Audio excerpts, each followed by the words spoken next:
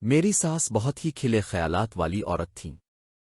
شادی کے بعد جب پہلی دفعہ میں سسرال آیا تو جیسے ہی میں ان کے سامنے گیا ساس نے مجھے زور سے گلے لگا لیا۔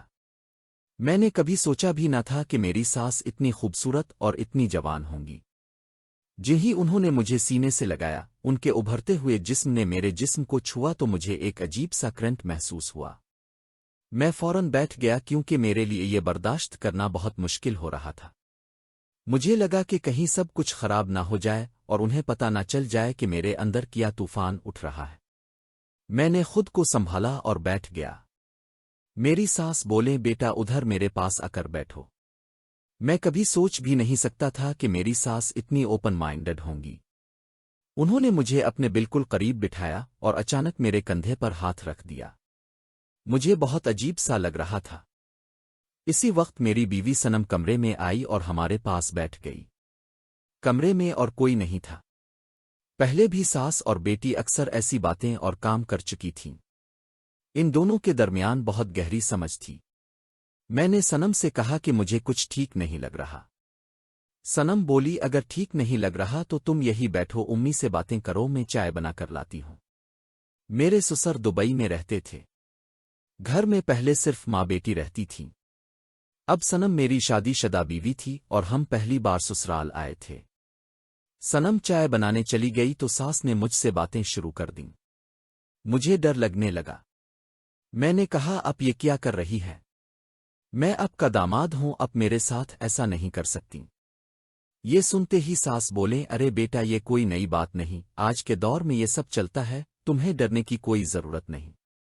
صنم کو اگر پتہ بھی چل جائے تو وہ کچھ نہیں کہے گی۔ پھر انہوں نے مجھے چھونے کی کوشش کی۔ میں پیچھے ہٹا تو بولیں دور کیوں ہو رہے ہو؟ تم نہیں جانتے صنم اور میرے درمیان کتنی گہری سمجھ ہے۔ شادی سے پہلے بھی ہم اکثر ایک ہی بستر پر سوتی تھیں اور ایک دوسرے کے ساتھ کھیلتی تھیں۔ صنم کو اس سے کوئی اعتراض نہیں ہوگا، جو بھی ہے ڈرو مت۔ میں بہت گھبرا چکا تھا۔ میں نے کہا یہ سب غلط ہے۔ ساس بولیں آج تم نے مجھے مکمل سکون نہ دیا تو بہت برا ہوگا۔ میری بیٹی صنم بھی تمہارے ساتھ نہیں رہے گی، طلاق دلا دیں گے۔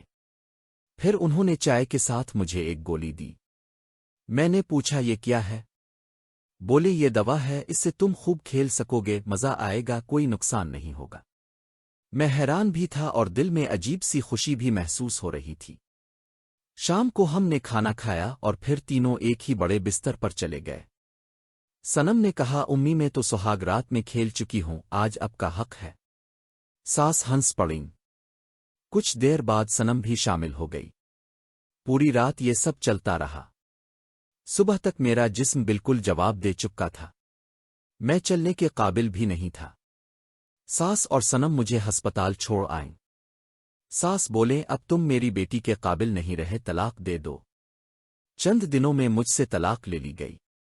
صنم ہمیشہ کے لیے مجھ سے جدا ہو گئی، مگر وہ طوفانی رات آج تک میرے ذہن سے نہیں نکلی۔ اس ایک رات نے میری زندگی تباہ کر دی۔ اس کے بعد میں نے توبہ کر لی اور فیصلہ کیا کہ ایسے لوگوں سے ہمیشہ دور رہوں گا۔